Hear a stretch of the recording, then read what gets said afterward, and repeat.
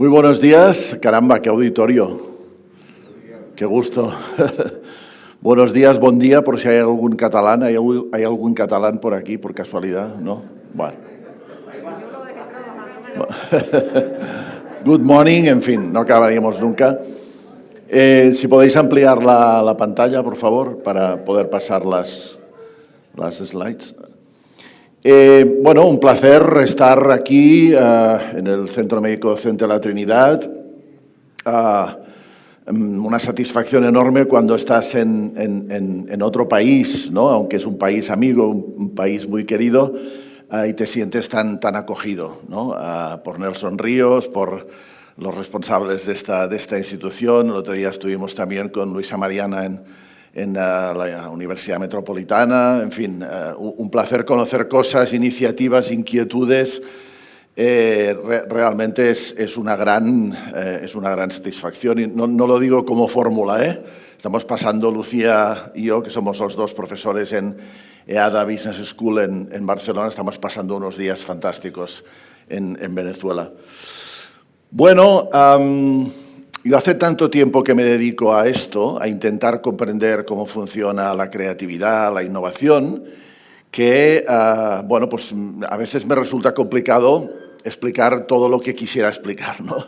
Y además de una forma que sea fácilmente comprensible, que eso también siempre es importante. Yo les voy a dar bastantes ideas, modelos, etcétera. No podremos desarrollarlos en profundidad porque, por razones de tiempo, es evidente, pero espero que algunos de estos modelos, algunas de estas ideas les resulten de ayuda, ¿no? en su proceso hacia la innovación. Que la innovación al final es hacer las cosas de forma diferenciada, mejor, y que además tengan un impacto claro desde el punto de vista del valor, que realmente sirvan para algo, ¿no? Bueno, le puse este título, Creación y fortalecimiento de equipos innovadores, pero vamos a ver muchas cosas, y lo mejor es empezar ya, porque si no el tiempo va pasando. Al final habrá tiempo para que hagan preguntas, comentarios, lo que sea, ¿no? Una primera reflexión, creo que importante en los tiempos que vivimos, es la tecnología. La tecnología. Algunas personas son muy pro tecnología, otras no tanto, otras piensan que esto es como una especie de maldición que nos ha caído encima, y seguramente todas tienen bastante razón, porque al final la tecnología, ya sabemos, en sí no es mala seguramente, ni buena, depende del uso que le demos, ¿no? Este esquema que ven en la imagen es simplemente un pequeño resumen de cómo están cambiando las cosas en estos momentos en el mundo que nos toca vivir, ¿eh? Y, bueno, todos oímos hablar de, pues ya lo ven, no sé si lo pueden leer muy bien, pero inteligencia artificial, impresión 3D, sensores, robótica, computación cuántica, biotecnología, todo el tema del blockchain, y cómo están cambiando en este sentido muchas cosas, el fenómeno de Big Data. La noticia aquí es que esto está convergiendo, por eso recibe este nombre de convergencia tecnológica. Esto es algo que es original de la Singularity University en California, porque estamos aprendiendo a combinar de forma pues muy interesante todos estos elementos, y estas combinaciones están realmente cambiando el mundo. Están cambiando el mundo y lo van a cambiar más en los próximos años. Bueno, por ejemplo, pues hay algunos sectores como por ejemplo el médico, que vamos a ver cambios espectaculares en los próximos tiempos, segurísimo. No solo estrictamente de tecnología, sino también cómo a través de la tecnología atendemos mejor a los pacientes, seguramente a distancia en muchos casos, podemos hacer diagnósticos bastante acertados sin que el paciente tenga que desplazarse a un centro médico, no en todos los casos, evidentemente, no en patologías muy graves, como ustedes ya pueden imaginarse, pero sí que todo esto va a ir evolucionando de una forma muy importante, ¿no? Pero la alimentación está cambiando, podremos hacer dentro de poco ya carne a través de células madre. El mundo del entretenimiento está cambiando, la forma en que compramos está cambiando y los futurólogos, estos futurólogos que cada vez aciertan más en nuestros días, nos están advirtiendo, en el buen sentido de la palabra, de que toda esta tecnología realmente va a revolucionar la forma que tenemos de vivir, por si no la revolucionó ya suficiente en los últimos años, en las últimas décadas, con el fenómeno de Internet, redes sociales, etcétera, ¿no? Por lo tanto, el primer mensaje es bienvenida a la tecnología, siempre que hagamos un uso ético responsable de ella, y hay que ser muy creativo con la tecnología, porque cualquier combinación de estos elementos nos puede favorecer maneras de hacer innovadoras. Estas son cosas que ya existen, pero la innovación está aquí en decir, oye, si en la Trinidad utilizamos el Big Data con los datos de los pacientes, evidentemente almacenados de forma confidencial y ética, etcétera, pero los mezclamos con sistemas de inteligencia artificial para conseguir una trazabilidad mejor del historial de cada paciente, lo que sea, pues esto nos puede permitir hacer nuestras propias innovaciones, en gran parte basadas en la tecnología, ¿no? No podemos cerrar los ojos al cambio tecnológico, es exponencial, es realmente muy importante. Los bancos ya no funcionan o empiezan a no funcionar como lo habían hecho tradicionalmente. Las oficinas bancarias están casi en desuso en los países más avanzados. Es decir, todo está experimentando una revolución realmente importante. Esta es una primera idea que les quería transmitir. Hay que estar con los ojos, o con los oídos, mejor dicho, o sí, con los ojos abiertos, con los oídos atentos, eso que se llama Technology Scouting o vigilancia tecnológica, ¿no? ¿Qué otras tecnologías que están funcionando y están haciendo cosas interesantes en otros sectores pueden aplicarse haciendo los cambios pertinentes, pueden adaptarse al sector sanitario para poder hacer mucho mejor lo que estamos haciendo? Creo que esta actitud de vigilancia tecnológica tiene que estar presente en cualquier organización que quiera realmente innovar, ¿no? Este es el primer mensaje que les quería dar esta mañana. Y el segundo mensaje es hablar de cómo está cambiando eso que llamamos en inglés management, la dirección de organizaciones en general, tanto si son públicas como privadas, familiares, pequeñas, grandes, con ánimo de lucro, sin ánimo de lucro. En general llamamos el gobierno, el buen gobierno de las organizaciones, no el management. Y en este sentido me gustaría hablarles de un modelo que yo he venido trabajando, hemos venido trabajando en EADA muchísimo en los últimos años, que no sé si conocerán, que es el modelo de las organizaciones o las empresas TEAL. ¿Podrían levantar la mano las personas que conocen este modelo de Frederic Laloux, con el famoso libro Reinventar las organizaciones, para tener una idea de si resulta que ustedes saben más que yo vale, no veo manos, alguna mano, sí, alguna mano veo. Vale, este es un modelo realmente alucinante para mí, para mucha gente. Es un modelo que nos puede orientar muchísimo, ¿no?, en nuestra manera de enfocar la innovación. Si no lo han leído, este libro es un clásico ya. Solo les digo que yo habré leído, porque es mi devoción, ¿no?, cientos y cientos, quizá ya miles de libros de management en mi vida, y probablemente si tuviera que escoger, pues no sé, los 5 mejores, este seguro que estaría, ¿no? Es un libro que, como ven, se llama Reinventar las organizaciones, de un consultor belga llamado Frederic Laloux. Y este libro nos habla de 20 organizaciones que están haciendo las cosas muy diferentes de cómo se hacen normalmente las cosas en el mundo de la empresa, ¿no? Y esto sorprende. No tendremos mucho tiempo para desarrollar el modelo en profundidad, pero sí lo suficiente como para darles unas pinceladas para que ustedes digan, hombre, pues esto parece interesante, vamos allá, ¿no? Fíjense, no sé si lo pueden leer muy bien, pero yo les voy a dar las claves. Este es un maravilloso trabajo de un pensador norteamericano que se llama Ken Wilber, pero que ha sido adaptado por el autor que veían anteriormente, Frédéric Laloux, al mundo de las organizaciones. Voy a repasarlo de forma bastante rápida, pero sí creo lo suficientemente profunda para que se hagan una cierta idea, ¿no? Nos remontamos, y los especialistas en historia me perdonarán la excesiva, digamos, simplicidad con la que abordo los periodos de tiempo. Sé que esto no es tan así, pero para tener una idea general, un esquema general. Hace 10.000 años aproximadamente, las sociedades y las, entre comillas, organizaciones que había en esas sociedades eran rojas, ¿de acuerdo?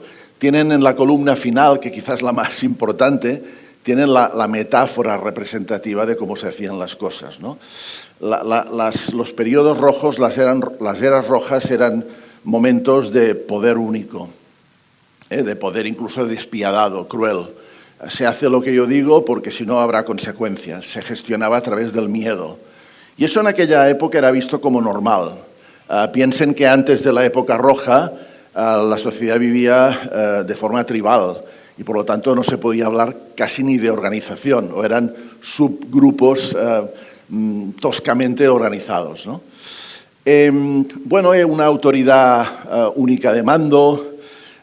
Todavía la segunda columna es interesante porque hay organizaciones hoy en día que todavía son básicamente rojas, ¿eh? Pueden ver la mafia, las pandillas callejeras, las tribus urbanas y otras cosas que les pasen por la cabeza en distintos ámbitos, ¿verdad? Es decir, que todavía hay rojo en nuestra sociedad.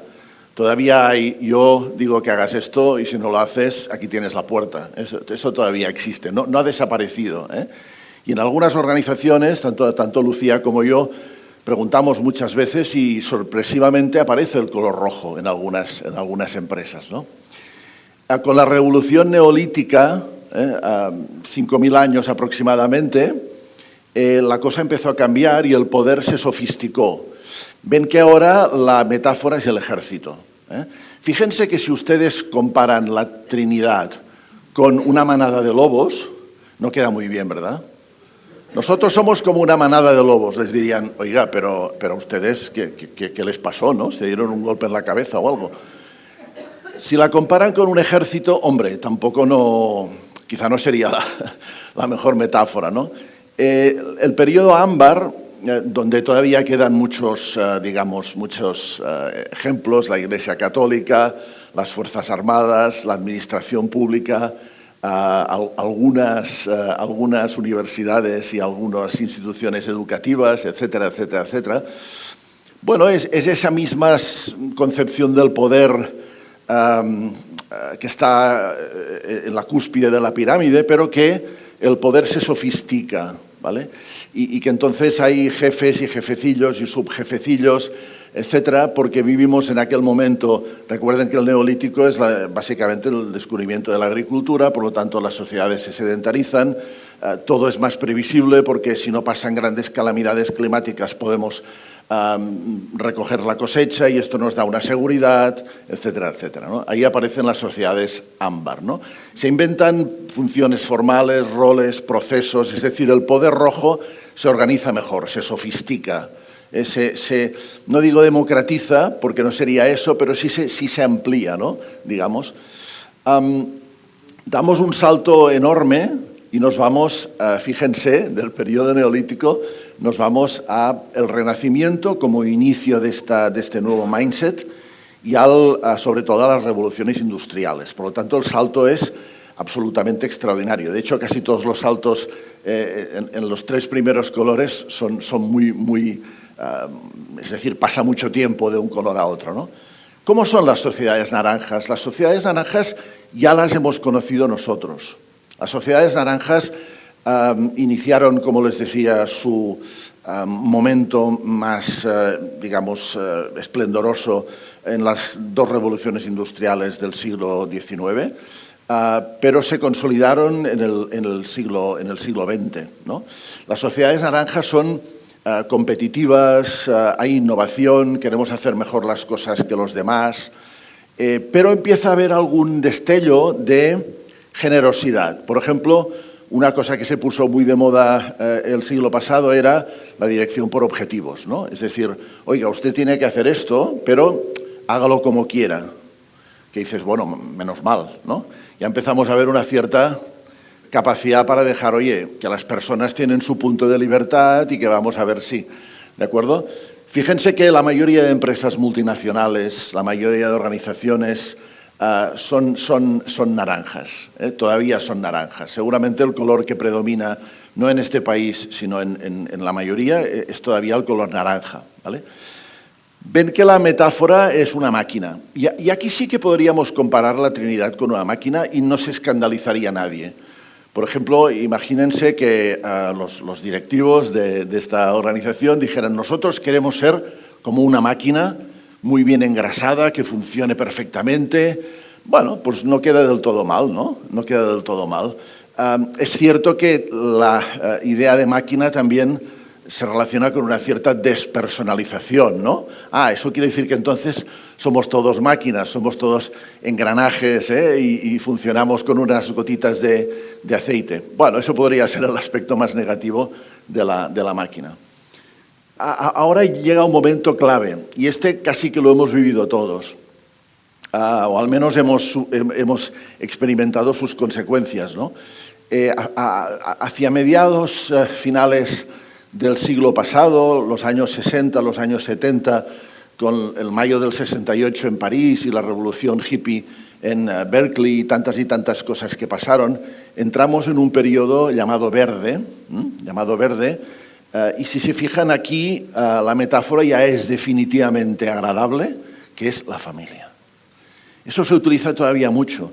Somos una familia, todos nos queremos mucho, nos ayudamos, estamos en el mismo barco, remamos todos en la misma dirección. Todo este tipo de metáforas ya son mucho más actuales, ¿de acuerdo? ¿Qué es lo que pasa en el periodo verde? Bueno, que damos poder a la gente. Empezamos a darnos cuenta de que las personas no son máquinas y que por lo tanto piensan por su cuenta, sienten por su cuenta y estas cosas, y empezamos a confiar en ellas. Y además las empresas entienden que hay una cosa que se llama cultura y clima organizativo, que tenemos que respetar al medio ambiente, que hay responsabilidad social, este tipo de términos que ya más o menos nos suenan a todos, ¿no? Por lo tanto, parece que la familia queda muy bien, encaja muy bien con esta nueva manera de ver las cosas.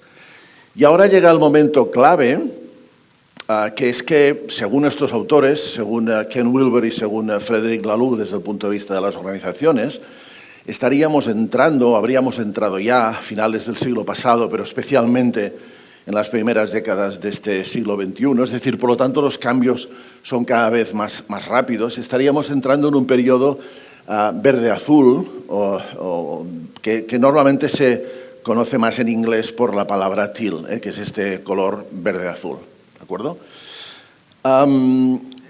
Claro, ¿qué es una organización teal?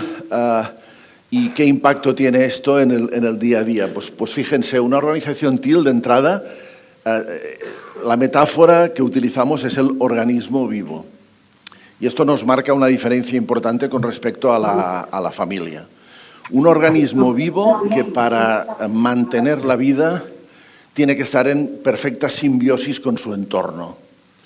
Y eso a lo largo de la charla ya verán que tiene su sentido, cobra sentido, porque vamos a hablar mucho de usuarios, de diálogo y de este tipo de cosas, ¿no? Perdón, que se me saltó la transparencia.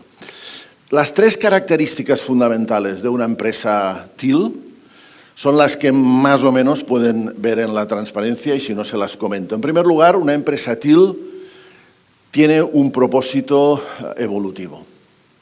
Es decir, la gente que trabaja en esa organización no lo hace solo por dinero, no lo hace por otras causas, sino lo hace porque hay algo es decir, ese propósito que es lo más importante. Ese propósito puede servir para cambiar nuestro mundo, para mejorar la salud pública, para lo que sea, dependerá del tipo de organización. Pero lo importante es que vivan ese propósito y lo hagan vivir a su comunidad. El dinero, sobre todo si es una empresa con ánimo de lucro, es imprescindible, y si no también, porque sin dinero no vivimos, es decir, es como una especie de fluido que nos permite mantenernos, ¿no? Y además nos permite ganarnos la vida y vivir lo más dignamente posible, pero no es el objetivo primordial, es decir, las dos cosas están íntimamente relacionadas en cualquier caso. La segunda característica de una empresa TIL es que yo puedo ser yo mismo en ella. No tengo que llevar una máscara, y no estoy hablando del tapabocas, sino una máscara de las de teatro, ya saben, para esconder mis sentimientos. Puedo decirle a mi jefe, si es que tengo jefe, lo que me parece que le tenga que decir en un momento determinado. Puedo expresarme con autenticidad, puedo ser yo mismo, yo misma. Este tipo de cosas, ¿no?, son típicas de una organización TIL. Y quizá lo más sorprendente es que son organizaciones que están empezando a sustituir los clásicos organigramas y las estructuras más o menos piramidales por otro tipo de construcciones, ¿no?, por otro tipo de estructuras organizativas de las que hablaremos un poco más tarde, pero que en todo caso se centran mucho más en el poder distribuido, en la autonomía para los equipos, ¿no?, y donde la gente tiene muchas más herramientas para trabajar sin necesidad de estar dependiendo de la información que le da un jefe o de las características estrictas de su puesto de trabajo, ¿vale? Estas serían las tres grandes características de una empresa TIL. Luego veremos un ejemplo, y además es un ejemplo más o menos de su sector, con lo cual verán que claro, todos tenemos tendencia a pensar, bueno, pero esto, a ver, estos modelos son muy bonitos, son muy tal, pero ¿esto es real? ¿Esto realmente existe?, ¿no?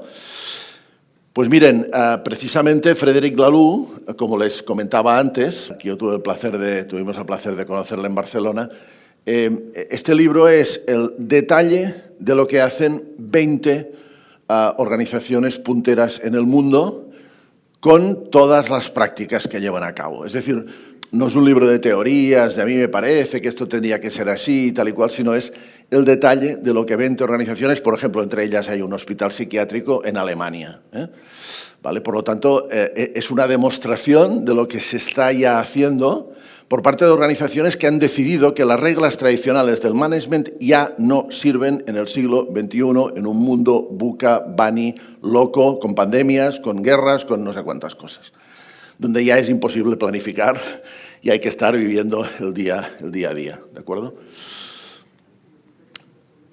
Bien, este esquema da por reflexionar, ¿no? Porque uno dice, primero es interesante hacer un cierto diagnóstico, ¿Qué color somos?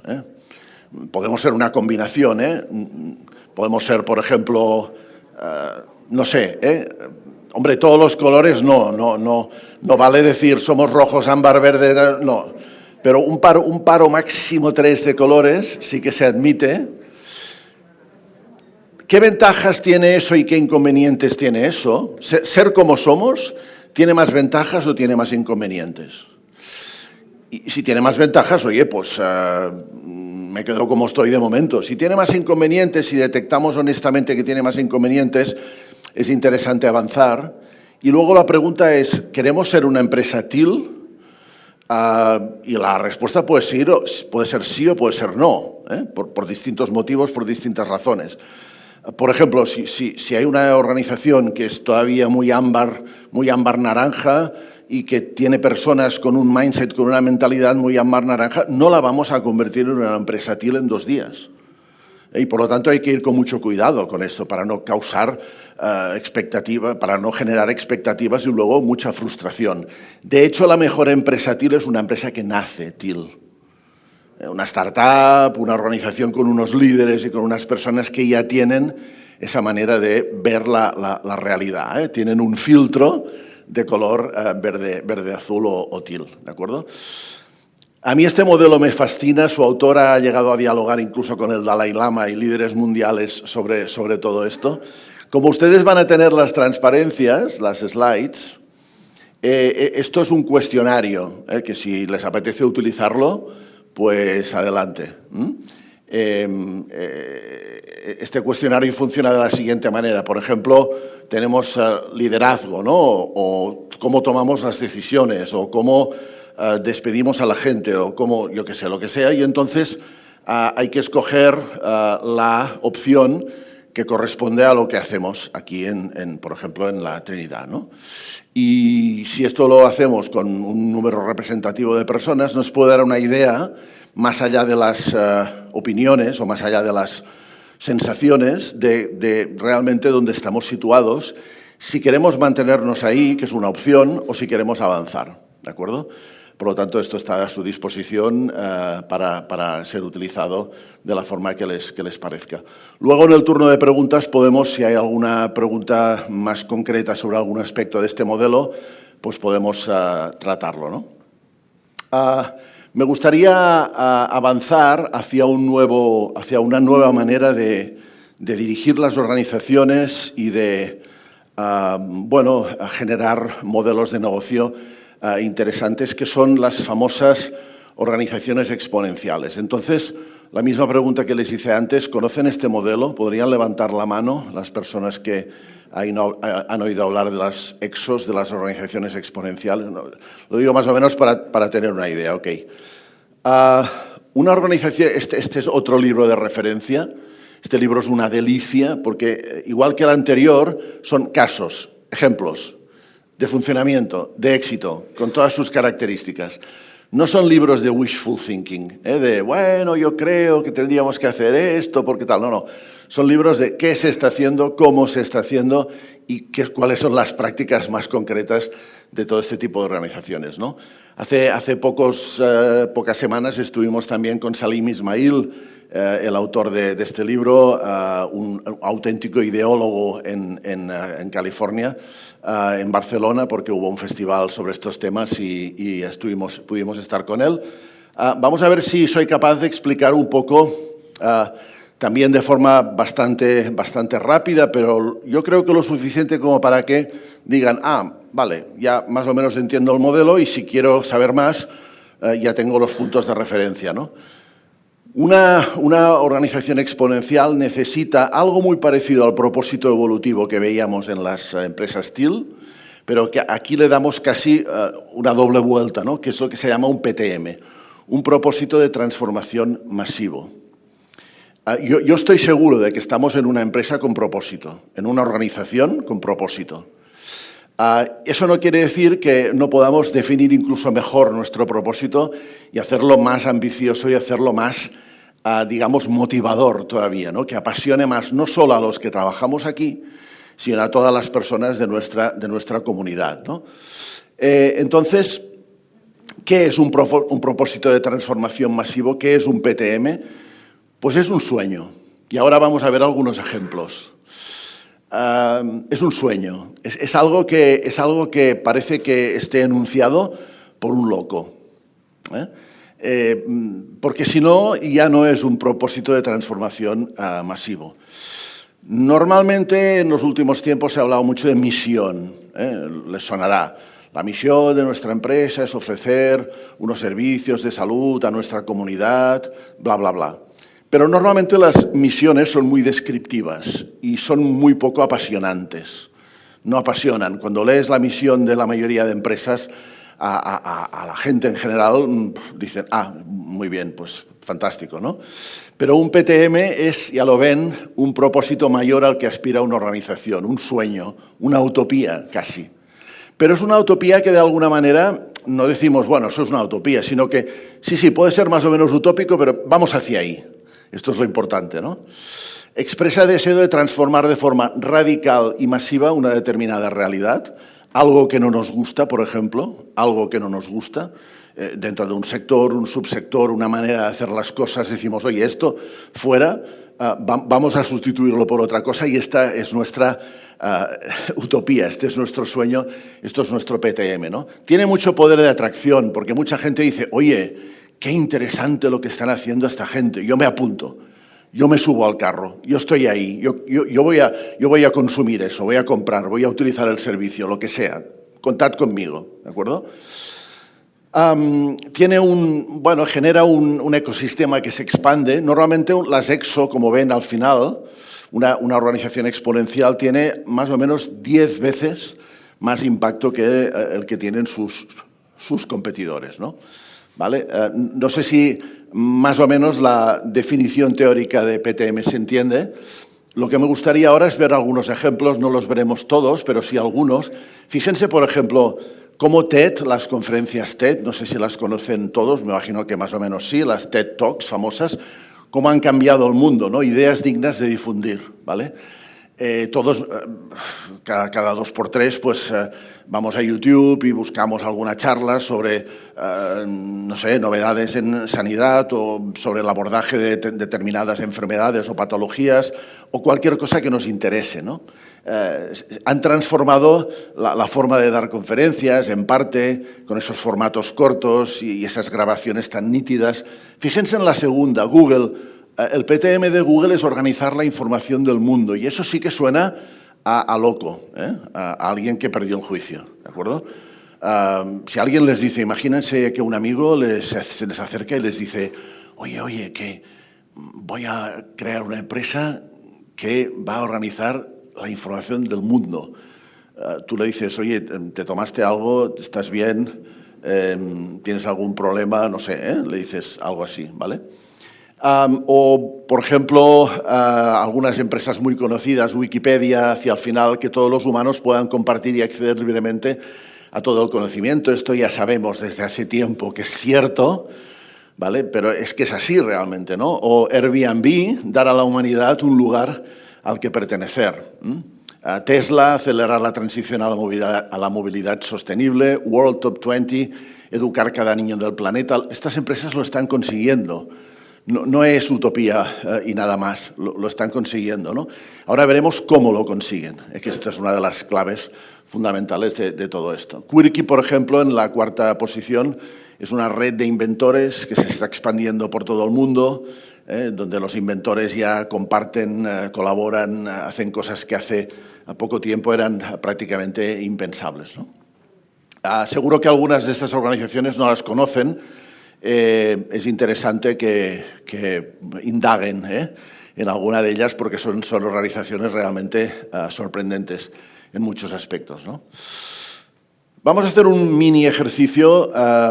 Esto es una misión de una empresa muy conocida. Una misión, no un PTM, una misión de una empresa muy conocida. Dice, nos esforzamos para ofrecer a nuestros clientes el precio más bajo posible, la mejor selección de productos y la máxima comodidad, ¿vale? Es evidente que no es un PTM, porque esto no emociona ni a una gallina. O sea, esto es un redactado, nos esforzamos, te imaginas ahí una persona sudando, nos esforzamos para ofrecer bla, bla, bla, bla, bla. Claro, alguien podría sospechar, y nos lo comenta en voz alta, a qué empresa podría pertenecer esta misión. Amazon, muy bien. Es Amazon. Podría ser IKEA, ¿eh? De hecho, podría ser podría ser distintas empresas, pero es Amazon. Bien visto. Claro, este personaje que yo les decía antes, el autor del libro de las organizaciones exponenciales, Salim Ismail, que es un personaje extraordinario, leyó esto y dijo, ¿cómo puede ser? How in the hell is possible that esta gente que son tan buenos tengan esto tan débil, tan poco representativo, con tan poca personalidad, ¿no? Y entonces les propuso un PTM, ¿de acuerdo? Para Amazon. Yo me gustaría que en apenas 1 minuto, 2 minutos, con los compañeros que tengan al lado, intenten formular un PTM para Amazon, ¿vale? No hace falta que lo escriba porque no tenemos tiempo. Simplemente comentar cómo sería acuérdense, un PTM es algo loco, algo que dices, no puede ser, esto es imposible. Pues eso es un PTM, ¿vale? Vamos a ver si en un minuto pueden comentar algo con sus compañeros que tengan cerca y a alguien se le ocurra alguna...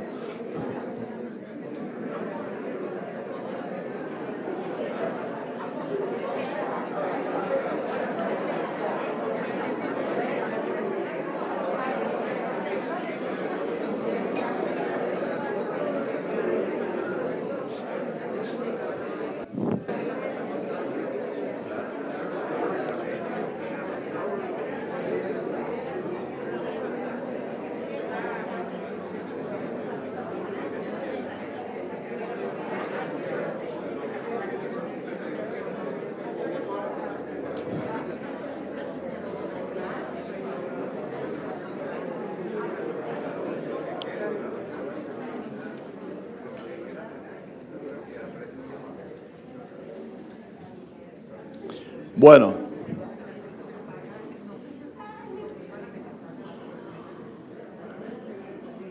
Entiendo que no es fácil que en un minuto surja así de repente un PTM para Amazon, pero ¿alguien tiene alguna propuesta digna? Bueno, que le parece que sea digna, vaya, no sé. ¿Alguien podría leernos en voz alta o reproducirnos en voz alta el PTM? Lo que quieras al mejor precio. Lo que quieras al mejor precio, ¿vale? Querrás volver. ¿Perdón? Querrás volver. Hay un pequeño detalle que yo no les comenté y que lo veremos, creo que lo veremos ahora, y es que un PTM no es un eslogan, ¿eh? Lo que pasa es que a veces se parecen, ¿eh? No, tampoco. Pero no es tanto un eslogan, sino una digamos, frase clara que nos marca cuál es nuestro propósito, ¿no? ¿Vale? Pero está muy bien. Querrás volver. Otro, va. Poner a la disponibilidad todo lo existente en el mundo a todos de manera rápida y económica. Bueno, esto se va acercando ya. A ver, otro, va.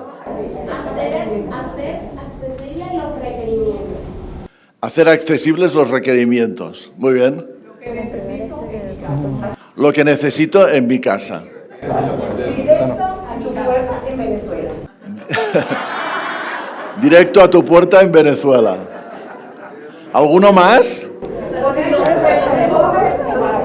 ¿Perdón? Conéctate, escoge y paga. Vale, la verdad es que salieron algunas ideas bastante parecidas a la que Salim Ismail les propuso a los propietarios de Amazon, a Jeff Bezos y compañía, ¿no? Y la vamos a ver ahora, que es hacer accesible todo, a todas, en todas partes, todo el tiempo. Que si ustedes lo analizan un poco, realmente tiene este toque de locura, ¿de acuerdo? O sea, esto te lo dicen hace, no sé, 20 o 30 años y dices, oye, esto es imposible, ¿esto cómo se hace? Esto no puede ser. No existía en Internet, bueno, 20, 30 años, no, 40 años no existía Internet, ¿no? O 30 tampoco, bueno, no sé. Hacer accesible todo a todos, en todas partes, todo el tiempo. Y lo están logrando los malditos. Sí, para bien o para mal, aquí ya no entramos, ¿eh? Estas empresas de las que yo les hablo les pueden caer mejor, les pueden caer peor, eso cada uno tenemos nuestros gustos, nuestras preferencias, hay gente muy pro Google, hay gente anti Google, estas empresas siempre tienen cielo e infierno, ya se sabe, pero lo cierto es que lo están logrando, ¿no? Realmente llegará un momento en que tú pensarás algo y ya lo tendrás, te llamarán a la puerta si es que hay puerta, ¿no? Por lo tanto, es incluso inquietante, ¿no? En este sentido. Pues esto es una organización exponencial, ¿no? Una organización exponencial.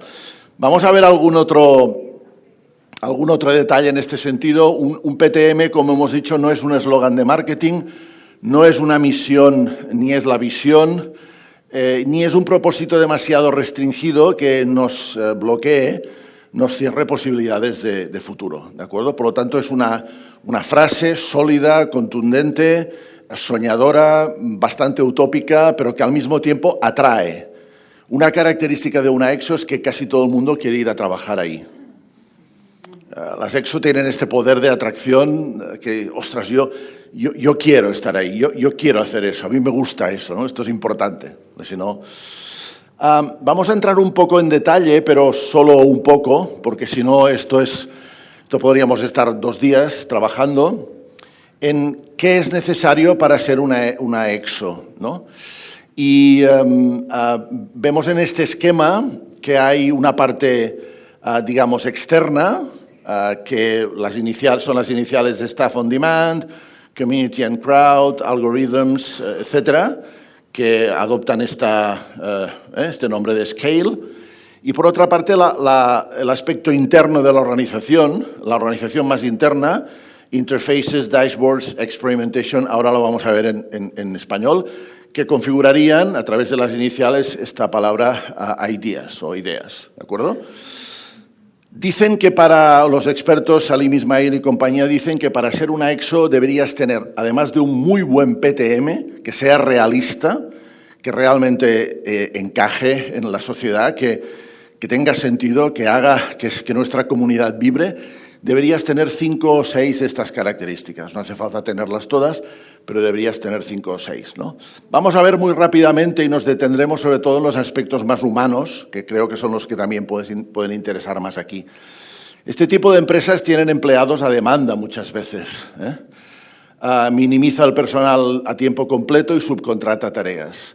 Y esto ya sabemos lo que ha generado, auténticas revoluciones. Claro, los taxistas, por ejemplo, en Barcelona, los conductores de taxis, no quieren que Uber entre en la ciudad. ¿Por qué? Porque les han roto completamente el modelo previo. ¿Eso es bueno? ¿Es malo? Bueno, es lo que es lo que hay, ¿no? Por lo tanto, la definición de Disruptive Innovation de Clayton Christensen ya queda corta. Ahora estamos hablando de Exponential Innovation, ¿no? Transformar una realidad de una forma absolutamente masiva. Tienen, como les decía, una comunidad y un entorno, ¿vale? Como TED, como otras empresas que ven por aquí. Son los empleados los que encuentran a la empresa y es la gente que se siente atraída por esta empresa. Y ellos tienen una serie de tecnologías para lograrlo.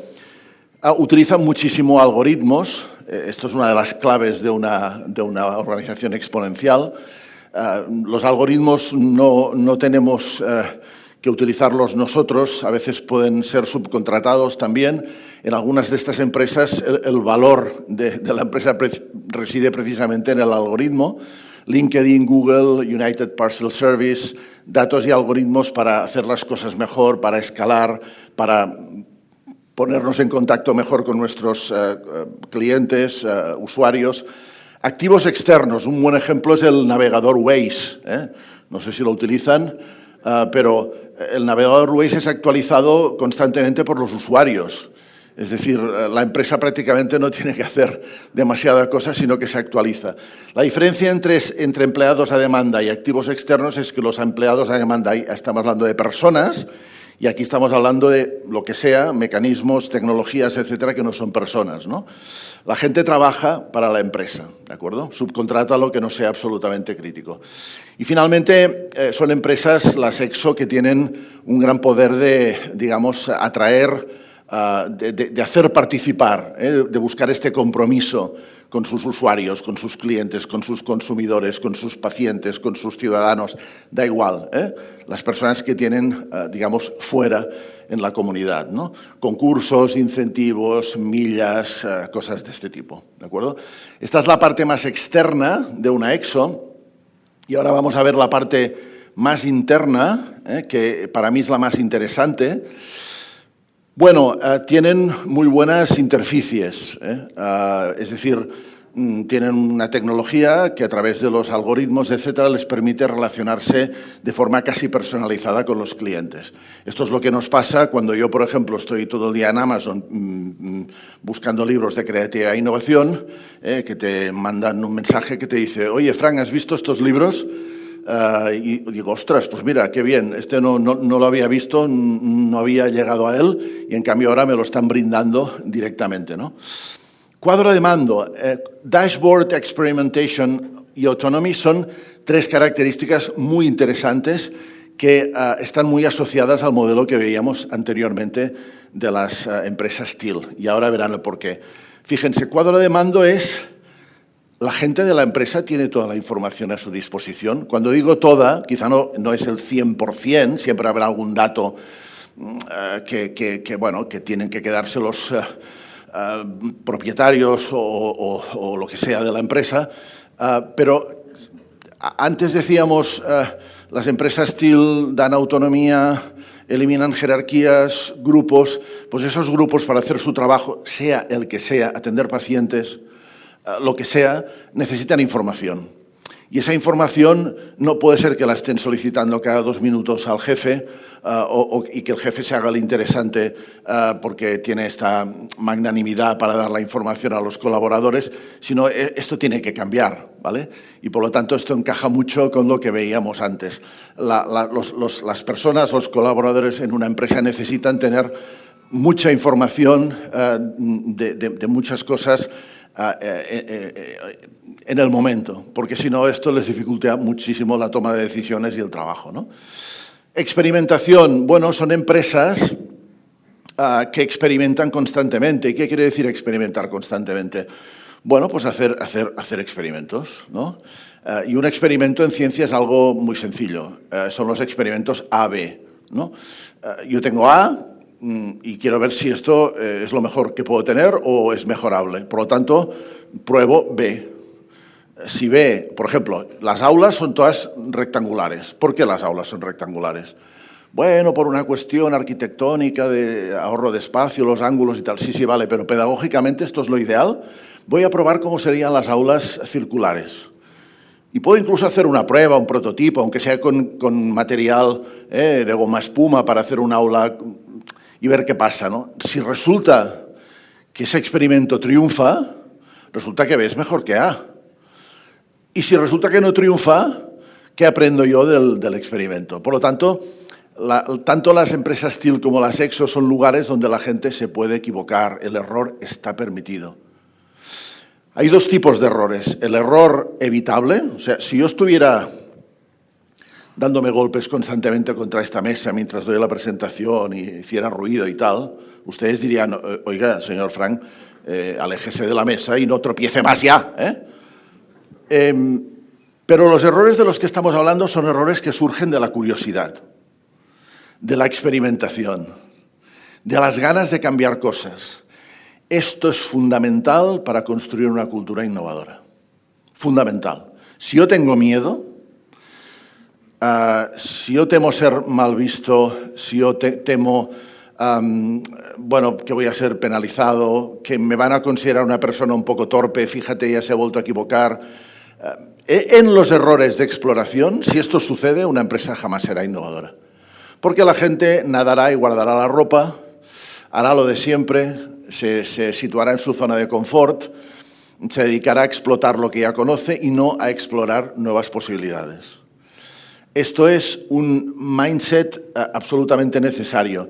Por eso estas empresas lo tienen tan en cuenta, por eso las organizaciones exponenciales más exitosas del mundo lo tienen tan en cuenta, ¿de acuerdo? Autonomía, ya hemos hablado un poco de esto, ¿eh? Aquí tienen algunos ejemplos, Zappos, Mindvalley, Bursor, de la que hablaremos ahora. Equipos autoorganizados con, autoorganizados y interdisciplinarios, multidisciplinarios, que operan con autoridad descentralizada. Y aquí es cuando a veces los directivos se ponen a temblar, o todos nos ponemos a temblar, porque pensamos, oye, a ver.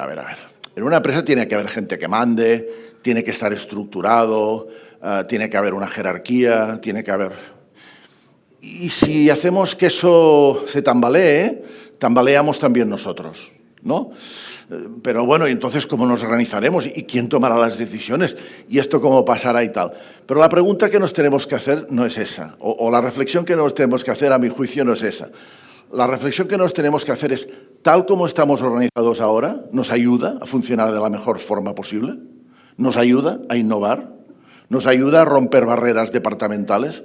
¿Nos ayuda a superar nuestros miedos a cometer errores de exploración? ¿Nos ayuda a ser más auténticos? Esa es la gran pregunta. Y muchas empresas ya han encontrado la respuesta.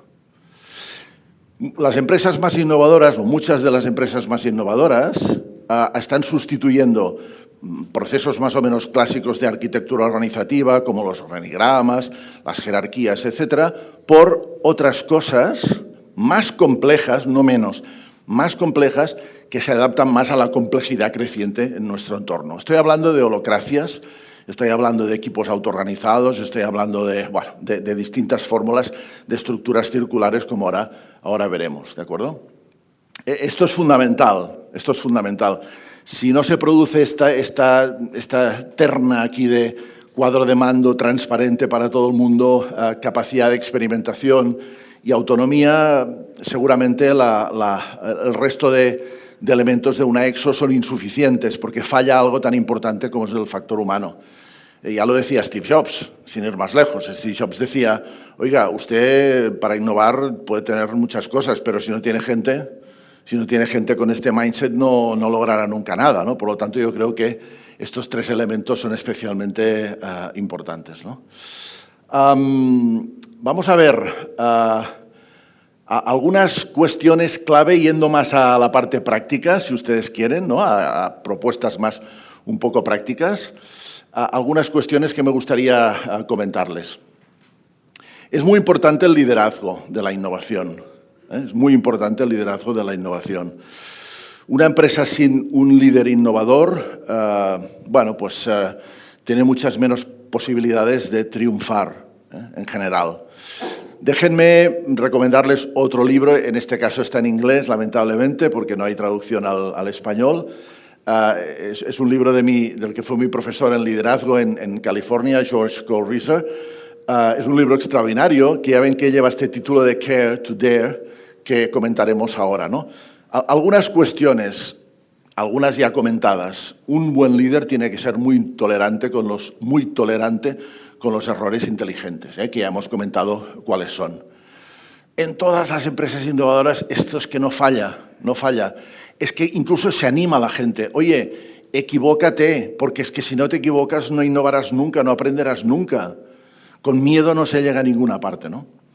Sustituir, predecir y controlar por sentir y responder, que es lo que quieren decir estas dos combinaciones de letras y signos. Estamos en un mundo cada vez más difícil de predecir. Por lo tanto, las organizaciones que pretenden hacer grandes predicciones, grandes planificaciones estratégicas y cómo controlar el entorno, tienen los días contados, porque es que el entorno ha cambiado, ya no es el mismo, ¿eh? Entonces, se apuesta por sentir y responder. Dialoga más con tus usuarios, dialoga más con tus clientes, ábrete al mundo, oye, escucha, siente los latidos de la gente y a partir de aquí da respuesta, ¿de acuerdo? Y luego veremos una herramienta que probablemente conocerán un poco, que nos permite hacer esto de una forma muy sistemática y muy inteligente. Es evidente que hay que empezar a sustituir el control y la supervisión por confianza y delegación, y esto es algo que algunas empresas todavía no han entendido. Pero bueno, también tenemos que tener la gente adecuada, ¿eh? Acuérdense de aquel libro de Eric Fromm que se hizo muy famoso, del miedo a la libertad. Hay gente que tiene miedo a la libertad. Si tenemos miedo a la libertad, por mucha confianza que nos den y mucho que deleguen, no lo vamos a poder aprovechar, ¿no? Por lo tanto, esto es un debate siempre en el interior de una empresa. Aquí vamos al Care to Dare. George Cole Reiser dice, mira, un buen jefe, un buen líder de la innovación es alguien que te cuida, care, que te pregunta, oye, ¿cómo estás? ¿Estás bien? ¿Qué podemos hacer por ti? ¿Necesitas algo de formación? Oye, ¿necesitas 2 días porque estás un poco agobiado? Venga, tómate estos 2 días, no hay problema. Todo eso, ¿sí? Pero además es un líder que te impulsa, te invita a atreverte, que es el dare, ¿eh? Oye, me gustaría que fueras más allá, me gustaría que experimentases cosas nuevas, me gustaría que pienses fuera de la caja, me gustaría que corras riesgos, ¿eh? Este equilibrio es fundamental. Los jefes que solo cuidan sin pedirle a la gente que se atreven son jefes paternalistas. Y los jefes que solo piden que te arriesgues sin cuidarte son jefes que queman a la gente. Que hacen que al final la gente se canse, ¿no? De alguna manera. Por lo tanto, este equilibrio sutil me parece interesante desde el punto de vista del liderazgo de la innovación. Cuando estuve estudiando en Stanford, estudié un poco de Design Thinking ahí hace unos años, insistía mucho en el yes and. Estamos en una cultura mucho del no. Jefe, tengo una idea. No. O a veces te dicen, bueno, sí, pero no lo vamos a hacer. Ya sabemos que un jefe no puede decir que sí a todas las ideas de toda su gente de una forma sistemática, pero es la manera de pensar, ¿no? Empieza con un sí, te escucho, vamos a hablar. Luego ya veremos, pero sí te escucho, cuéntame. ¿Vale? Esto cambia mucho. Las empresas más innovadoras también se basan en algo tan sencillo como esto. Fíjense, por ejemplo, en Disney y Pixar o en Pixar, cuando trabajan el guión de una película, pues utilizan un método que se llama plusing, de más, ¿no? Y cuando están haciendo el guión está prohibido decir que no. Pero no como una prohibición rígida, sino, oye, no, a ver, ostras, esto que dices está bien, yo lo que haría también es tal, y ostras, y esto, y vamos construyendo entre todos como si fuera un árbol de decisiones. Cuando te empiezas, no, esto ni hablar porque tal, uy, no, es que, sí, bueno, pero no funcionará. Esto rompe completamente la creatividad y la innovación, ¿de acuerdo?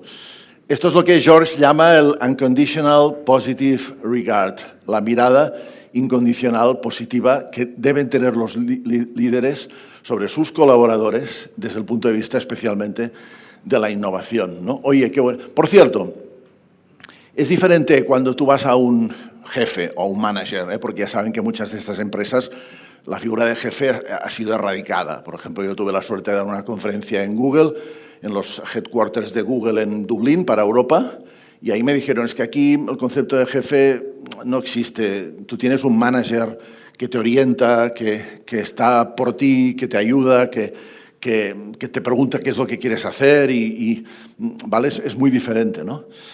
Pero en todo caso, si tú tienes más o menos un jefe o una jefa, ir con una idea no es la mejor manera de hacer las cosas. Jefe, tengo una idea. No. Tú lo que tienes que hacer es tener la idea, te la callas, o la compartes con algunos compañeros, la trabajas, la prototipas, buscas si hay cosas parecidas en el mundo y tal y cual, y cuando tengas todo esto muy trabajado vas a tu jefe y le dices, jefe o jefa, hace 3 semanas tuve una idea, hemos hecho esto, y al final el resultado va por aquí. ¿Qué te parece? ¿Podemos continuar? ¿Podemos hablarlo? Ya veréis cómo le cambia la cara al jefe, porque esto es lo que funciona realmente en las organizaciones, ¿no? La innovación es sistémica, ajerárquica, orientada al usuario, en equipo y divertida. Vamos a ver unos cuantos ejemplos de todo eso. Sistémica quiere decir que todos innovamos. Está muy bien, yo he oído, hay un departamento de innovación, fantástico, muy buena idea. Ojalá todas las empresas tuvieran un departamento de innovación. Pero ¿saben qué pasa? No sé si es este caso, espero que no, ojalá que no, pero que muchas veces en muchas empresas miran al departamento de innovación como si estuvieran locos. No, es que hay unos ahí en el 4º piso a la derecha, en una habitación, que son los de innovación, que se les ocurren unas barbaridades increíbles. ¿Podríamos hacer un quirófano donde hubiera platillos volantes? Dices, oye, pero ¿tú sabes lo que es un quirófano? ¿Cómo se te ocurren los platillos volantes? ¿Qué tiene que ver? ¿No? Y entonces viven bastante marginados. Y además lo que acostumbra a pasar es que cuando hay una crisis, dicen, bueno, es que estamos en crisis, a ver, ¿qué podríamos eliminar? El departamento de innovación. Pues si no sirve para nada, pues el departamento de innovación, ¿vale? Y así nos quitamos de encima esos locos o esas locas que hay por ahí. Bueno, espero que no sea aquí el caso, estoy seguro de que no, pero acostumbra a pasar bastante. Innovamos todos, todas. Todos debemos tener una parte de nuestra mente dedicada a la innovación. Oye, fíjense, la innovación surge de la curiosidad. La curiosidad es la clave de todo. Una empresa donde no hay curiosidad, no hay innovación. ¿Ven cómo va? Curiosidad, experimentación, sin miedo a equivocarse, hacemos cada vez pruebas más serias, las categorizamos, así surge la innovación, ¿no? En YouTube también verá muchas entrevistas, etcétera. y que bueno, que antes del 2007 trabajaba por cuenta ajena en una empresa de enfermería, de servicios de enfermería a domicilio, ¿de acuerdo? Entonces, ¿qué pasaba? Voy a hacer un poco de roleplay, si me lo permiten. Le decían, bueno, esta empresa era naranja, ya sabemos ahora lo que es una empresa naranja máquina, ¿se acuerdan? ¿Vale? Decían, Jost, tienes que ir a casa de la señora Conchita, tienes 10 minutos, tienes que pincharla, y no sé qué, y tal y cual. Luego, al cabo de 20 minutos, a la casa de la señora Pepita, que se encontró mal ayer porque no sé qué, y luego, ¿vale? Todo muy cronometrado, parametrizado y tal. Pero claro, él decía, sí, pero es que la señora Conchita me dijo que ayer por la noche no durmió bien y que entonces tiene dolor y yo quería atender. No, tienes que ir, si te quedan 10 minutos, tienes que ir. Y entonces él vio que ni él era feliz, ¿de acuerdo?, haciendo su trabajo, ni la señora Conchita, la señora Pepita y la señora no sé qué, y el señor Serafín tampoco lo eran, ¿no? Y creo Buurtzorg, se pronuncia más o menos así. Buurtzorg es un nombre holandés. Es una empresa realmente sorprendente por muchos motivos y por eso me hubiera gustado que hubieran podido ver el vídeo, lo veremos al final. Es una empresa, es una organización realmente... por cierto, no era un vídeo propagandístico suyo, sino que era un vídeo de precisamente un grupo de expertos en management holandeses que se llaman Corporate Rebels, que publicaron un libro hace 2 o 3 años sobre, muy parecido al de Frederic Laloux, de reinventar organizaciones, sobre casos de management completamente atípicos y de éxito. Por lo tanto, tiene doble mérito, ¿no? Porque no es un vídeo autopropagandístico, que ya sabemos lo que pasa en esos casos, ¿no? Siempre se exagera un poco, siempre... Vale, 11.000 enfermeras y enfermeros, 900 equipos descentralizados. La idea es no solo solucionar un problema de salud al paciente, sino, como veíamos, dar herramientas, y lo hacen de unas formas muy interesantes, muy divertidas. Dar herramientas para mejorar la salud personal, para tener más criterio sobre su propia salud, incluso a veces en colaboración con los vecinos. Es algo realmente impresionante. Por eso las tasas de curación, los niveles de curación son mucho más altos que la media, como pasa en estos casos, ¿no? Se están internacionalizando en otros países.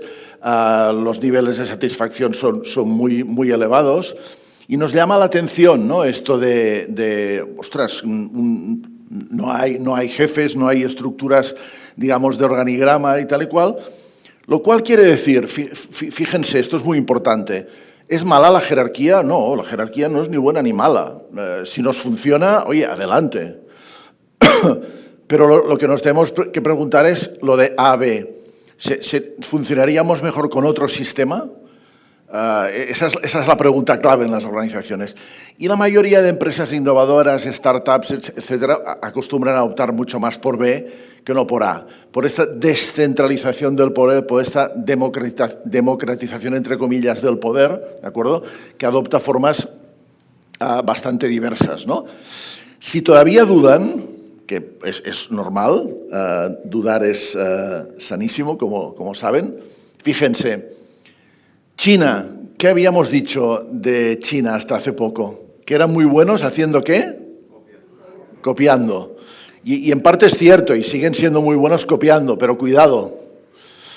El otro día no sé si vieron que hay un dato ya que la producción de material científico de China ya supera la de los Estados Unidos. Cuidado, no sé si lo vieron, pero... por lo tanto, cuidado con los chinos, que son muchos, y cuidado. Esta es una empresa fascinante. No sé si conocen Haier, pero conocen seguramente a la empresa porque hace electrodomésticos y otro tipo de cosas, pero no sé si conocen las interioridades de su management. Esta es una empresa que en los años 80-90, que tenía el fundador, que sigue siendo el mismo, bueno, tenía un sistema de dirección muy casi dictatorial. O sea, usted hace esto porque se lo digo yo, porque soy su jefe y esto funciona así, si no le gusta, váyase. Pero vieron que esto dejaba de funcionar. Es una empresa de 70.000 empleados, cuidado, Porque a veces hay la tentación de decir, oye, Fran, esto que estás diciendo está bien, pero bueno, esto es para empresas pequeñas, que no. No. Esto está funcionando en empresas como Haier. Fíjense, entonces el propietario dijo, tenemos que cambiar, ya el sistema jerárquico no nos funciona, vamos a crear una estructura más matricial, más de interacción, de red, de negociación. Pero a principios del siglo XXI eso les dejó de funcionar porque era demasiado todavía anquilosado, lento, etcétera, y dijeron, vamos a crear 2.000, son las iniciales en chino, pero occidentalizado, 2.000 unidades emprendedoras autónomas independientes, ¿vale? Y esta empresa trabaja así. Y es realmente increíble que en un país no muy amante de la democracia o no muy amante de según qué cosas, pase esto. Lo cual nos dice que realmente algo está cambiando en el mundo, incluso en países como China, ¿no?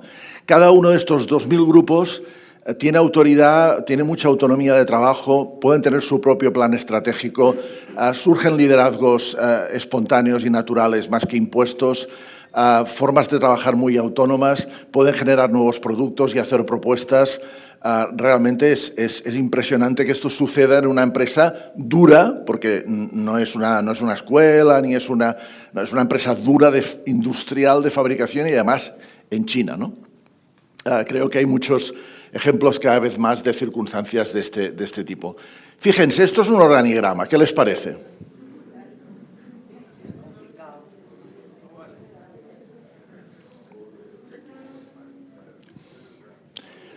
Pero están leyendo lo que dice, ¿no? Estos dos tienen un tema a resolver de hace tiempo. Este vende drogas a algunos colegas. Aquí hay un trío sexual, ¿se entiende? Este le debe un favor al otro. Estos juegan a golf en el mismo club, en el BAC o donde sea. Estos tienen un lío amoroso. Esto ya lo sabíamos, ¿no? Es decir, una cosa es la estructura formal de las empresas, lo que marca el organigrama, y otra cosa es, bueno, cómo al final los humanos nos organizamos, que a veces son dos cosas bastante distintas, ¿no?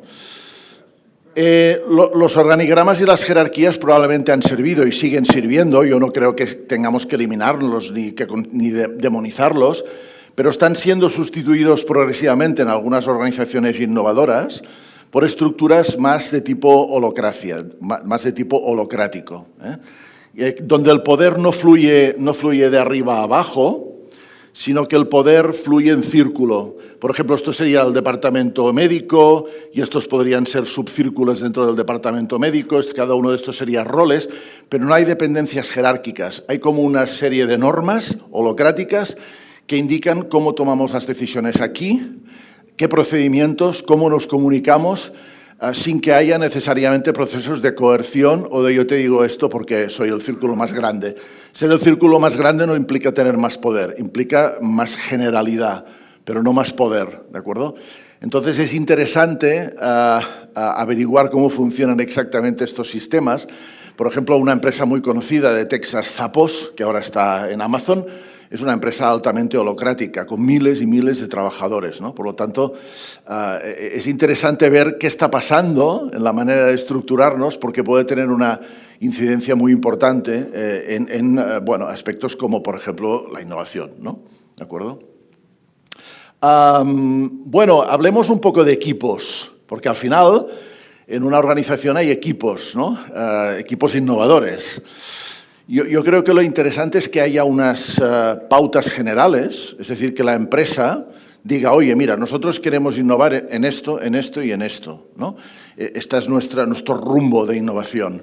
No buscamos tanto, por ejemplo, innovaciones radicales, sino mejoras pequeñas en lo que estamos haciendo, en una línea más continuista o en una línea más de Kaizen japonés o de innovación incremental, o no, puede ser que digamos, oye, nosotros queremos ser el hospital o la clínica o la institución sanitaria más innovadora de Venezuela y vamos a hacerlo en esto, en esto y en esto, ¿de acuerdo?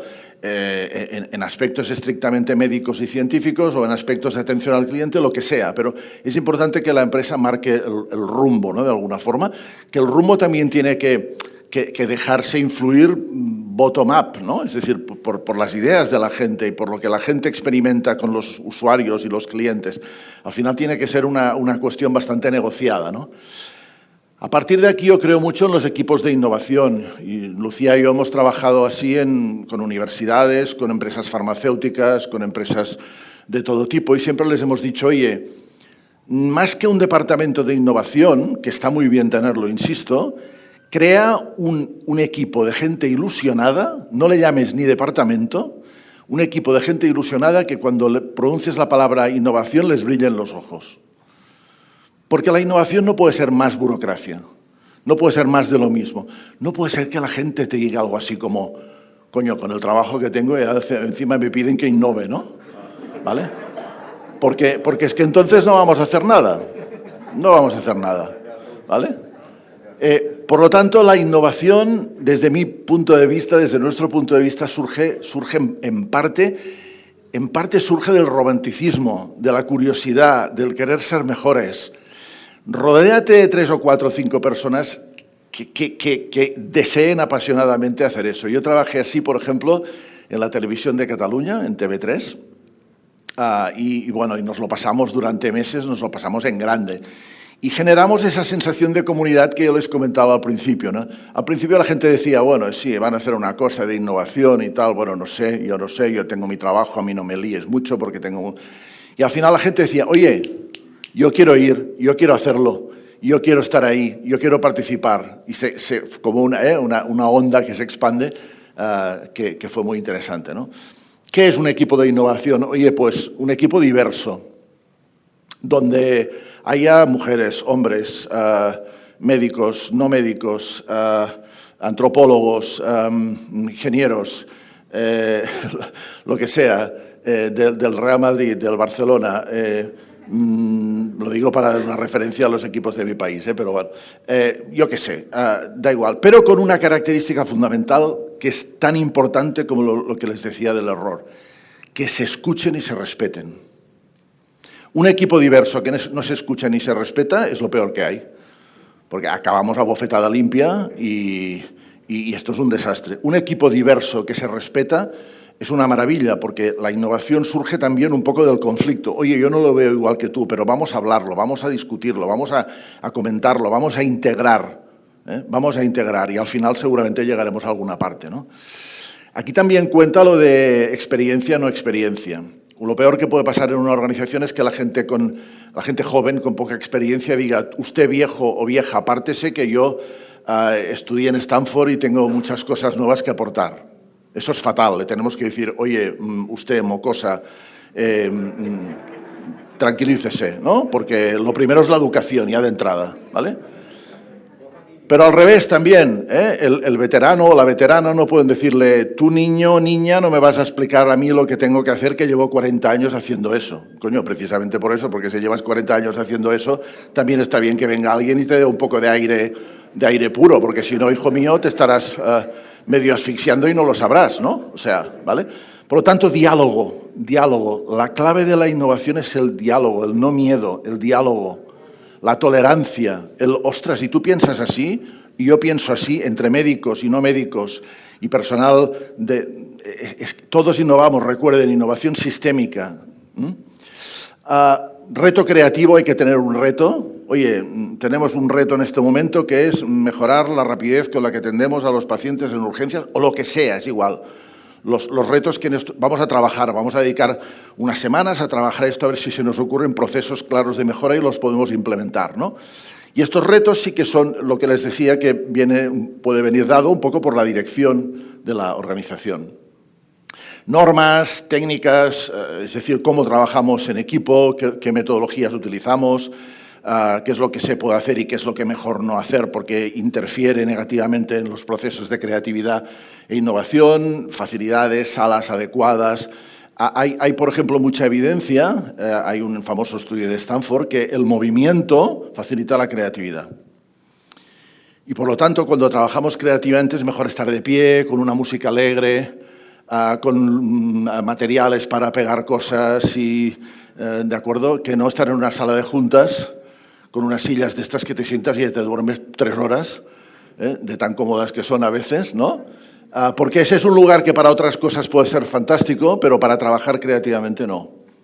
Y esto es, los espacios y los tiempos son importantes, ¿no? La actitud de la gente, sí, no hace falta que invitemos a una persona a una sesión creativa que ya venga con la musiquilla de, bueno, sí, pero esto, si ya lo hicimos el año pasado, esto no funcionará. ¿Sabéis estas personas que siempre tienen esta actitud? No les invitemos, no las invitemos, las invitamos a una cerveza polar, pero a eso no. Coordinador, tiene que haber un líder que coordine, que dé un poco, bueno, que dirija que por ejemplo se atreva asertivamente a decir, oye, ahora es un momento para hablar en positivo, no para criticar las ideas de los compañeros, ¿no? Este tipo de cosas. Y desde luego continuidad. No hay nada peor que hacer una sesión creativa y que al final todo aquello que decidimos quede en el cajón de no sé quién y no se haga nada, porque entonces la gente se frustra. Y la próxima vez que les dices hacer algo te dicen, oye, pero si hace 2 meses hicimos aquello y no les habéis dicho nada, ni pasó nada, ni nada de nada. Y vuelve lo que decíamos, ¿no? Con el trabajo que tengo no me hagas perder otra vez tiempo en eso. Ese es el ciclo, el bucle que hay que intentar evitar, ¿no? Mi herramienta preferida para todas estas cosas, ¿saben qué pasa? Y antes de hablar brevemente del Design Thinking, y con esto vamos acabando, hoy en día hay 2 grandes tipos de orientación en la innovación. Esto en el MIT a un tipo le llaman Inside Out. La innovación de dentro a fuera es la innovación, digamos, que surge de que yo estoy convencido de lo que hago y no tengo por qué consultar al cliente. Que no es nada negativo, en algunos sectores, en algunas circunstancias puede funcionar, ¿de acuerdo? Es decir, si se inventa un biomarcador para detectar el Alzheimer precoz, pues oye, eso es así y por lo tanto lo que tenemos que hacer es aplicarlo lo más rápido posible para que la máxima gente posible sepa que puede tener un principio de Alzheimer, ¿de acuerdo? Esto sería innovación inside out. Un grupo de científicos descubren algo y, ostras, esto es de inmediata aplicación o como mínimo, si no es inmediata, nos permite hacer ensayos clínicos, lo que sea, para ver si eso se puede convertir en una realidad. Lo que pasa es que vivimos en un momento en el que predomina la innovación outside in, sobre todo porque hace referencia a los clientes. O sea, un centro como este, como la Trinidad, no es solo práctica médica en el sentido estricto, quirófano y atención y lo que sea, sino también es como manejamos a los clientes, a los usuarios en todos los sentidos, ¿no? Y aquí se impone quizá un poco más la innovación outside in. La innovación outside in nace, o sea, de fuera adentro, nace de dialogar, de observar, de tener sensores, de conversar. Y entonces te das cuenta de cosas. Si tú no hablas con tus usuarios, no sabes qué piensan. Si tú hablas sinceramente con entrevistas de empatía y les observas, esto puede que te dé una idea mucho más ajustada de cuáles son sus pains, sus dolores, y a partir de aquí puedes hacer pequeñas innovaciones que faciliten su interacción con nuestro mundo sanitario, ¿de acuerdo? En general, en estos momentos en el mundo se está hablando mucho más de innovación outside in, de fuera adentro, es decir, yo aprendo y luego innovo, que se puede combinar perfectamente con la inside out, con la de dentro afuera, pero hay una cierta tendencia a basarse más en la primera, porque es menos arriesgada. Es menos arriesgada. Si nosotros, ejemplo de innovación de dentro a fuera. Vamos a ver, tenemos un problema, vamos a solucionarlo, hacemos un brainstorming, ya tenemos una idea, vamos a aplicarla. Bueno, puede ser que funcione o puede ser que no. De hecho, de cada 10 propuestas serias de innovación, 9 no funcionan. ¿Por qué? Porque la innovación hasta ahora ha sido poco científica. Tenemos que convertir a la innovación en una práctica científica. La innovación outside in no es una panacea, pero al detectar, al entender cuáles son las necesidades reales de mis usuarios, de mis pacientes, de lo que sea, en cada sector, ostras, esto me da un cierto cojín de seguridad. Porque entonces yo digo, es que esto tiene una base empírica, tiene una base sólida, y a partir de aquí yo intento buscar soluciones. Esto es lo que hace el Design Thinking. Esto es un método que nace en Stanford, Palo Alto, Silicon Valley hace unos cuantos años, hace ya bastantes años. Al principio no se llamaba así y que básicamente a mí me gusta mucho compararlo al método científico. ¿Qué hacen los científicos? Oye, curiosidad, presentimientos. ¿Y qué pasaría si esto, no? Emiten hipótesis, hacen experimentos y entonces ven si los experimentos están bien hechos, no están bien hechos, si se comprueban las hipótesis, si no se comprueban, por qué aprenden. Y si la cosa avanza, pues se pueden empezar a formular leyes y teorías y llevarlo ya a un terreno mucho más general, ¿no? El design thinking sigue un esquema parecido. Yo dialogo con mis usuarios. ¿Y esto qué quiero decir? Personas reales. Que yo pueda mantener conversaciones y pueda observar en situaciones in situ, ¿no? Y me nutre de toda esta información. Un equipo de design thinking puede ser 3, 4, 5 personas que se dedican a hacer un trabajo concreto. A partir de aquí, en el segundo hexágono, intento definir cómo ve un cliente o un paciente una determinada realidad. Y resulta que muchas veces nos damos cuenta de que es muy distinta a como nosotros nos pensábamos que la veían. Y aprendemos. Lo importante en Design Thinking es ser muy modesto, aprender, tener esa mentalidad de antropólogo, de psicólogo, fijarte en las cosas, dialogar, tener conversaciones y aprender mucho. Cuando termina esta fase más analítica, por eso estos colores más fríos, verde y azul, entramos en la fase de generación. Vale, hablamos con 20 usuarios. Sistemáticamente estuvimos entrevistándoles durante un par de días, lo que sea, hemos descubierto cosas, hemos aprendido cosas. Y en función de eso, afinamos. Oye, ¿cuál es el problema? ¿Qué es lo que tenemos que resolver? A partir de aquí, como ven, los colores cambian, son más propositivos, son más de qué vamos a hacer. Entonces, tenemos una sesión creativa, que puede ser de 1 hora o de 1 mañana, una sesión de brainstorming donde generamos soluciones para dar satisfacción a esos problemas que hemos detectado a través de la empatía, ¿de acuerdo? Cuando tenemos muchas ideas, porque hay que generar muchas, es importante seleccionar las mejores, es importante hacer una buena selección de las mejores ideas y entonces sí discutirlas y matizarlas y tal, y empezar a prototiparlas, empezar a hacerlas reales. Si estamos en una empresa que trabaja con productos físicos, pues lo haremos de forma física. Si estamos en una empresa como esta de servicios, lo haremos con un roleplay, lo haremos con un vídeo, lo haremos de 1000 maneras. Se puede prototipar cualquier cosa, ¿no? Tenemos que buscar nuestra forma de prototipar. Y esto nos permite testear, porque podemos volver a los mismos clientes o usuarios o pacientes entrevistados y decirles, oye, ¿qué te parece esto? ¿Resuelve tu problema? Oye, sí, bueno, pero no lo acabo de ver, ¿por qué? Y el Design Thinking, como pueden comprender, no es lineal. No sale todo bien a la primera. Decimos, oye, este prototipo se puede mejorar, vamos a refinarlo, vamos a darle vueltas, ¿de acuerdo?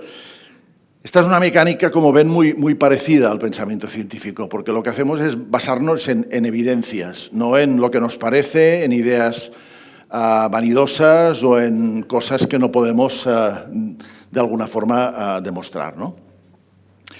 Les invito ahora para terminar la charla y ponerme a disposición para sus preguntas, les invito ya que estamos en semioscuridad, les invito a cerrar los ojos, un momentito solo, no se preocupen. Si alguien se duerme, sobre todo que no ronque. Y les invito a recuperar la edad de 7, 8 años, más o menos, 7, 8, 9, 10, da igual, algo así. Y entonces están en casa.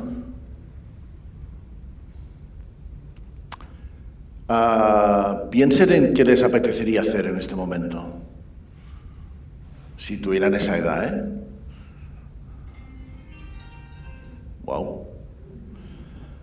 Piensen en lo que les apetece, o lo que les apetecía hacer cuando tenían esa edad, ¿eh? Cuáles eran sus hobbies preferidos, etcétera. Vale, y entonces suena la voz de su mamá o quizá de su papá que les dice: niña, niño, vete a la biblioteca a leer, corre. Y entonces quiero que piensen Algunos de ustedes es posible que estuvieran encantados con ir a una biblioteca a leer, ¿eh? Pero ¿les gustaba la idea de ir a una biblioteca? ¿Cómo se encontraban en esta biblioteca? ¿Qué les hacía falta para disfrutar estando en la biblioteca?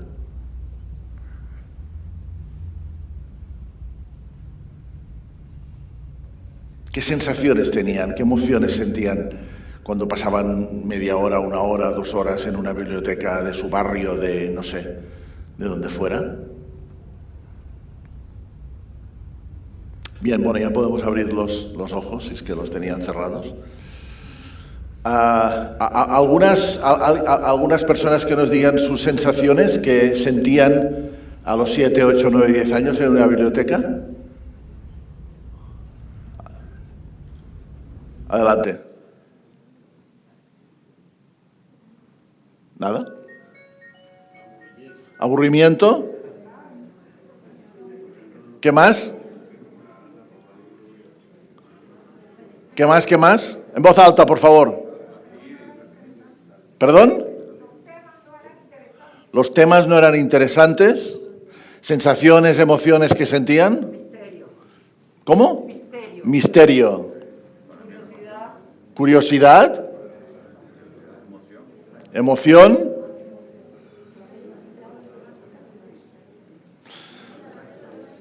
Bueno, si tuviéramos que diseñar una biblioteca para niños, ¿cómo lo haríamos? ¿Qué haríamos para diseñar una biblioteca nueva para los niños?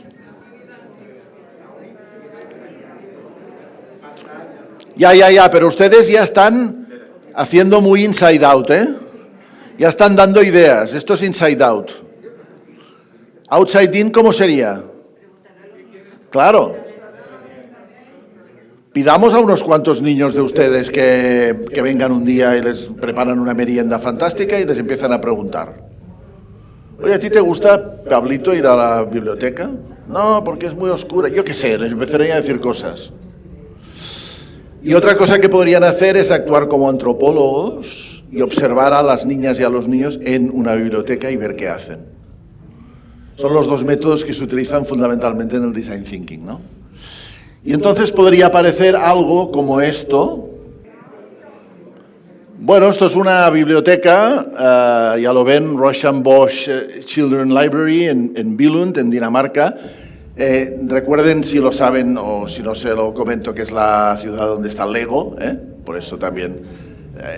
Dinamarca es uno de los países con más diseño del mundo. Yo tuve la suerte de estar hace muchos años y aparte es un país súper silencioso. Tú vas por la calle y no oyes nada. Que es como mínimo curioso, no digo mejor ni peor, pero es curioso, ¿no? Bueno, una biblioteca donde ya ven los niños siempre y cuando lean, claro, porque si no leen, entonces el experimento es fallido, pero si leen, donde tienen espacios para sentarse de la manera que ellos quieren, para estar con algunos colegas leyendo y compartiendo lecturas, en un ambiente mucho más luminoso, mucho más distendido, mucho más relajante, donde además tienen algunas pantallas para consultar, etcétera, etcétera, ¿no? Ha recibido varios premios y reconocimientos diversos, pero al final es rediseñar algo para alguien con este mindset, ¿no? Vamos a pensar en el usuario. La innovación está muy centrada en el usuario hoy en día, como podría ser de otra forma, como no podría ser de otra forma. ¿De acuerdo? Vamos terminando. Yo creo que las empresas del sector salud, yo he tenido la suerte de colaborar con muchas en mi país, en Cataluña. Ahí, esto por ejemplo que ven, es el Hospital de Sant Joan de Déu, que decimos en catalán, en San Juan de Dios, que es un hospital que ya no parece un hospital, porque tiene este aspecto, ¿no? Todos innovamos. La innovación, les recuerdo, es sistémica. Todo el mundo innova. Muchas grandes innovaciones se han conseguido a través de la periferia, no de la dirección de una empresa. De empleados muy conscientes de lo que hacían. Por lo tanto, hay que tener en cuenta cualquier propuesta y escucharla con ese cariño que hemos dicho, ¿no? Eliminar reinos de taifas, los médicos, los no médicos, es decir, que habrá algún tipo de separación o algún tipo de estructura, de acuerdo, porque muchas veces también nos facilita otras cosas, pero desde el punto de vista de la innovación no debería ser así, eliminar los reinos de taifas. La frase esta típica de "This is not my business", no, yo de esto no entiendo porque no sé nada, porque pregúntale al otro departamento. Buscar mucho interdisciplinariedad, como hemos dicho. La innovación surge del cruce, del conflicto, pero del conflicto gestionado civilizadamente. De yo no pienso igual que tú, pero vamos a ponernos de acuerdo para encontrar una solución. Equipos interdisciplinares, donde haya gente de todo tipo, ¿no? Con esas características que les decía de escucharse, respetarse y construir. En Stanford la gente del Design Thinking tiene una frase que a mí me encanta, que es "Build on the ideas of others", construye a partir de las ideas de los demás, no te centres en ti, porque ¿saben uno de los enemigos más importantes de la innovación? El ego. Yo tengo razón, mis ideas son mejores, es que cuando oigan esto, vamos mal.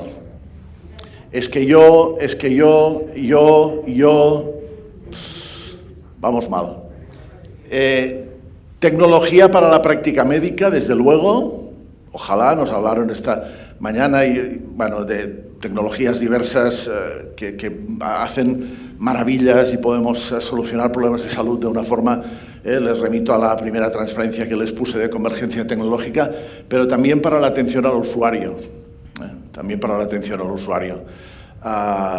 Ya saben aquello de que a veces cura más la palabra amable de un profesional de la salud que no el tratamiento en sí, ¿no? O como mínimo puede ayudar, ¿no? Por lo tanto, todo este tipo de cosas, el Big Data aplicado a la sanidad, trazabilidad, atención, rapidez, todo esto es muy importante también.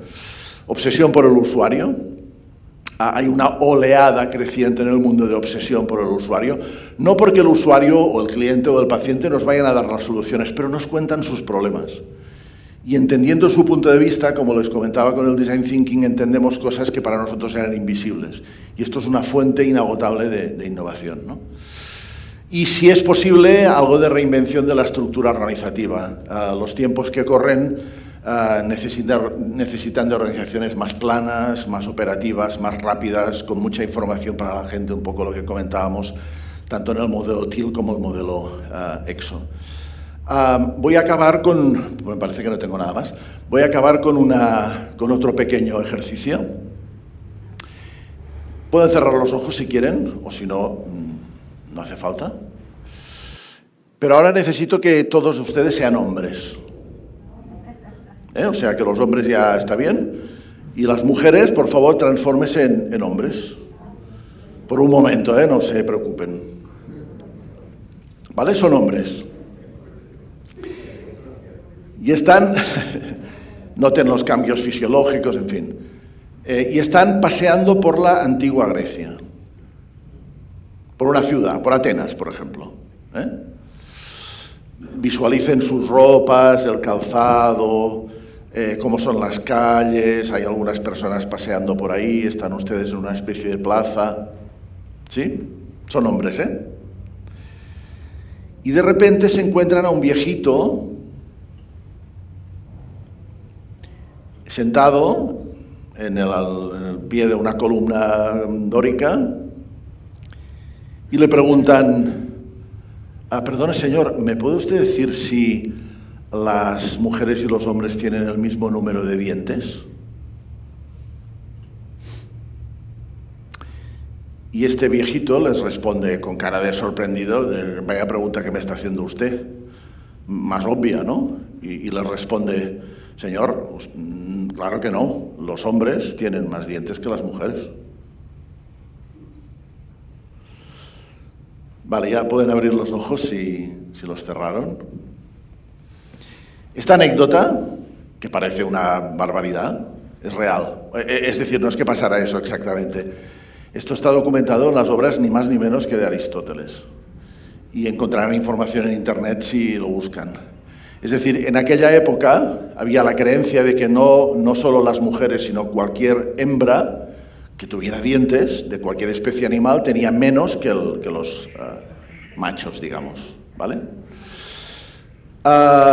¿Saben cuándo eso dejó de ser así? Cuando alguien los contó.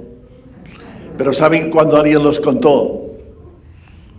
Aproximadamente unos 400 o 500 años después. Es impresionante, ¿verdad? Antes Lucía decía en la pequeña reunión que mantuvimos con los responsables y directivos de Trinidad, decía, para crear hay que creer. Si nuestras creencias son demasiado limitantes, no nos ayudan en innovación. Hay que hacer esto, es que esto es así, lo hemos hecho siempre así, es que tiene que haber... Bueno, oye, quizás sí o quizá no. Quizás sí o quizá no. Y este quizá no es la clave de todo. Muchísimas gracias.